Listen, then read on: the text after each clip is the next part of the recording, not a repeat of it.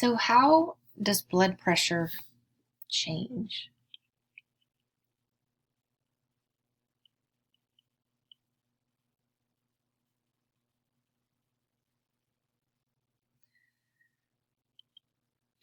Okay, well, one way is through the heart, okay? And pressure is monitored by baroreceptors.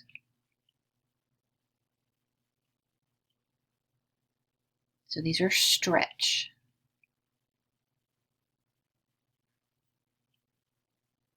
Receptors. So they feed back to where? Well, they feed back to the medulla, right?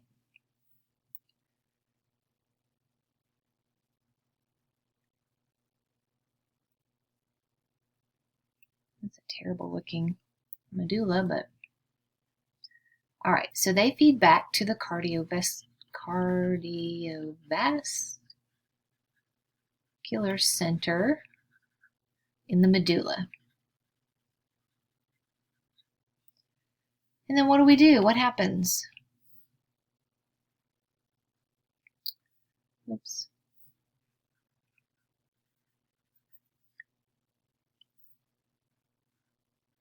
So what happens? It will send impulses to the heart.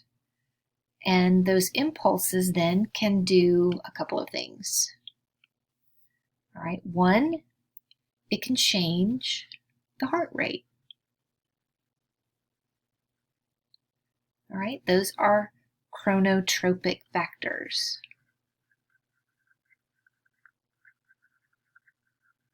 So changing the heart rate. Or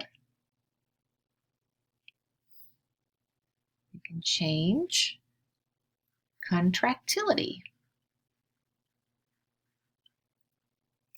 So these are ionotropic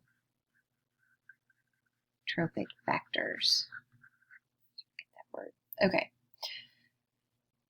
So this, again, is force of contractility.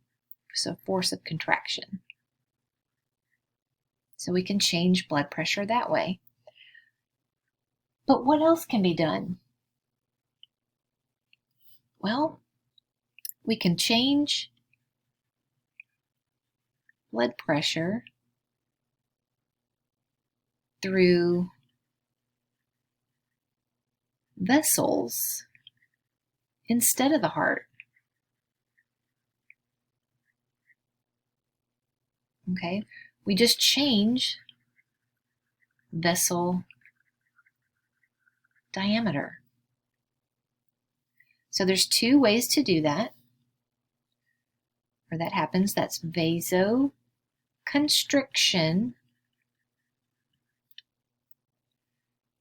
So in vasoconstriction, we increase resistance.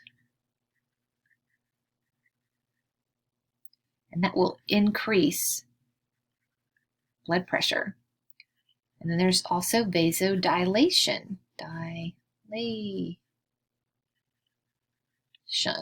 So here we decrease the resistance. And that will decrease the blood pressure. So who can change their diameter? Let's come up here.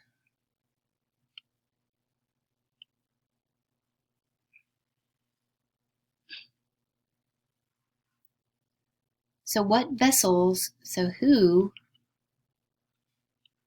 can change diameter?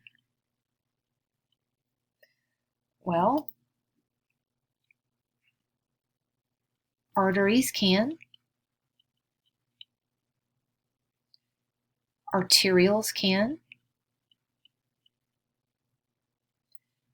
and veins can to some extent. Okay, these all have smooth muscle.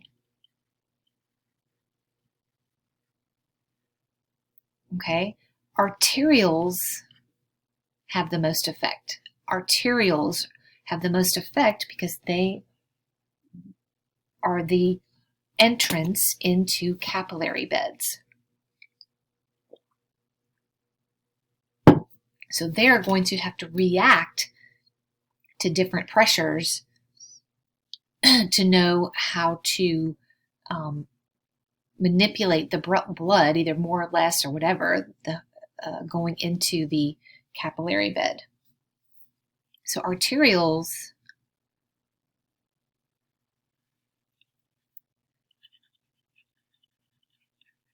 have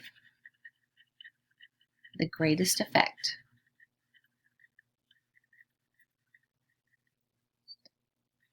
on blood pressure. Okay, so let's talk about how that works.